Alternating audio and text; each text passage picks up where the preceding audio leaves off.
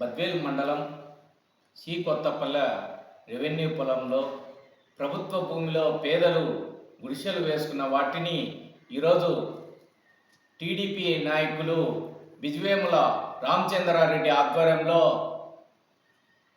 రౌడీలు మూకలను తీసుకొని వచ్చి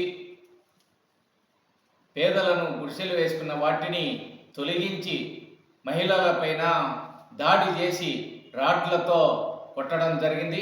వాళ్ళందరూ శృతి తప్పిపోయి పడిపోతే 108 వచ్చి వాళ్ళందరినీ ప్రభుత్వ ఆసుపత్రికి తీసుకుపోవడం జరిగింది. కాబట్టి వారిపైన వెంటనే అరెస్ట్ చేసి వారిపైన ఎస్సీ ఎస్టీ కేసులు నమోదు చేయాలని వ్యవసాయ కార్మిక సంఘం డిమాండ్ చేస్తున్నది. బద్వేల్ రెవెన్యూ పొలం సి కొత్తపల్లిలో 6 నెలల క్రితం నుంచి వ్యవసాయ కార్మిక సంఘం ఆధ్వర్యంలో ఇళ్ల స్థలాల పోరాటం నడుస్తున్నది.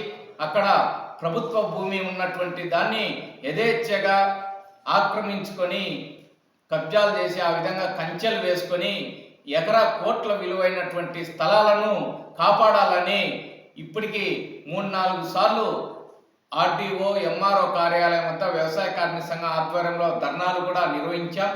కానీ రెవెన్యూ అధికారులు పోలీసులు ఏమాత్రం పట్టించుకోకుండా భూ కబ్జా వాళ్ళపైన కూడా చర్యలు తీసుకోలేదు. దాని ఫలితంగా ఈరోజు మహిళలని కూడా చూడుకోకుండా దాడి చేసి ఆ విధంగా పాల్పడినారు.